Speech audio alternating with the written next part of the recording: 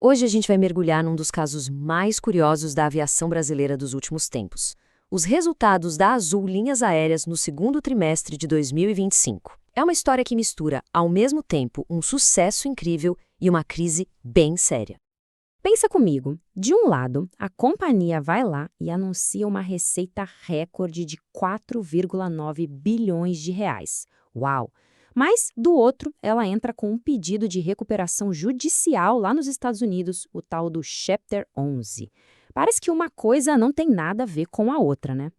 Então, a grande pergunta que fica é: como é que pode uma empresa divulgar a maior receita da sua história para um segundo trimestre e, no mesmo período, estar num processo de recuperação judicial? Bom, é exatamente isso que a gente vai desvendar agora. Para começar, vamos olhar o lado bom da história, a parte que enche os olhos, a performance operacional da Azul, que foi realmente impressionante, e o crescimento da receita. E para a gente entender esse crescimento, a gente precisa conhecer uma métrica, uma sigla, na verdade, muito importante no setor aéreo, o ASK. É a sigla em inglês para assentos quilômetros oferecidos. Basicamente, o que isso mede é a capacidade total de uma companhia.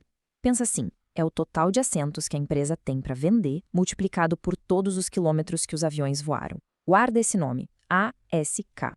E essa capacidade toda da Azul foi muito bem aproveitada. A empresa bateu a marca de 4,9 bilhões de reais em receita operacional.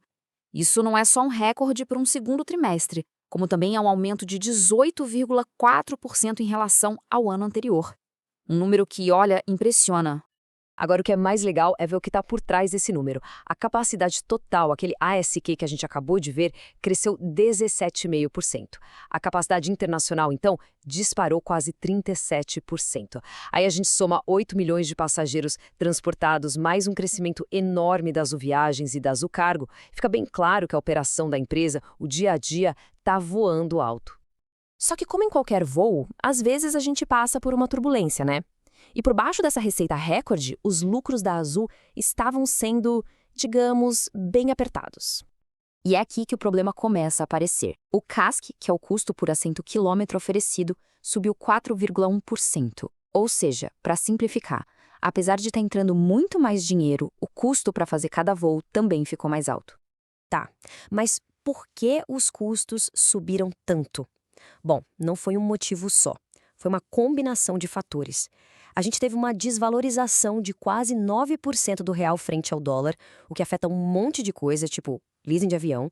Teve a inflação de mais de 5% aqui no Brasil, um aumento de 71% em processos judiciais e ainda o aumento dos custos de depreciação porque a frota cresceu. Foi uma tempestade perfeita de custos. E qual o resultado disso tudo? Simples, a conta não fecha. O aumento dos custos foi maior que o da receita. Na prática, a margem operacional, que é o que mede o lucro da operação principal, caiu de 10,6% para 7,7%. A empresa estava ganhando mais, mas lucrando proporcionalmente menos. Diante desse cenário, desse aperto financeiro, a Azul não ficou parada. Pelo contrário, tomou uma atitude bem estratégica. Agora, vamos entender o que esse tal de Chapter 11 significa de verdade nesse caso? E para a gente ter uma ideia do peso desse momento, olha só o que o próprio CEO da Azul, John Rodgerson, disse. O segundo trimestre de 2025 foi um dos mais determinantes da nossa história. Isso já dá o tom da importância dessa decisão de reestruturar a empresa. E aqui tem um ponto que é, assim, fundamental. O Chapter 11, nesse contexto, não é um atestado de falência, longe disso. É uma ferramenta financeira. A Azul está usando isso de forma planejada para conseguir reduzir dívidas e fortalecer a estrutura da empresa, já pensando no longo prazo. E o mais importante, as operações, os voos, tudo continua normal. E o processo andou bem rápido, viu?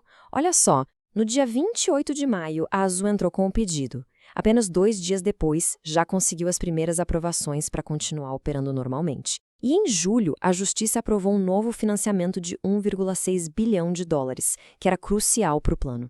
Ou seja, o plano está avançando a passos largos.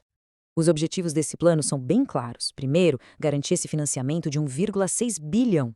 Depois, eliminar mais de 2 bilhões de dólares em dívidas. E lá no final do processo, conseguir novas injeções de capital de até 950 milhões de dólares. É uma verdadeira reengenharia financeira. Ok, o plano financeiro está rodando. Mas, na prática, no dia a dia, esse novo plano de voo já está mostrando algum resultado positivo? E olha que interessante, um dos primeiros e mais fortes sinais de melhora não veio do caixa da empresa, mas sim dos clientes. O Net Promoter Score, o NPS, que mede a satisfação do cliente, teve uma recuperação incrível, de mais de 33 pontos, de dezembro de 2024 até junho de 2025. Isso mostra que a percepção do serviço melhorou e muito. Esse gráfico aqui deixa bem claro o tamanho dessa virada. Ou seja, enquanto a empresa se reorganiza financeiramente nos bastidores, a experiência de quem voa com a Azul melhorou de forma significativa. É um sinal super importante de que o foco na operação principal não se perdeu. E essa confiança toda se reflete na fala da liderança. O CEO foi claro: estamos otimistas para os próximos meses e certos de que a Azul sairá deste processo ainda mais forte. A aposta é que, com as finanças organizadas, a performance operacional, que já é forte, vai poder brilhar ainda mais. Isso tudo nos leva à grande questão que fica no ar. Com a operação principal da empresa voando em céu de brigadeiro, será que essa reestruturação financeira vai ser o combustível que faltava para garantir um futuro de sucesso e, mais importante, sustentável? A resposta para essa pergunta vai definir o próximo capítulo dessa história fascinante.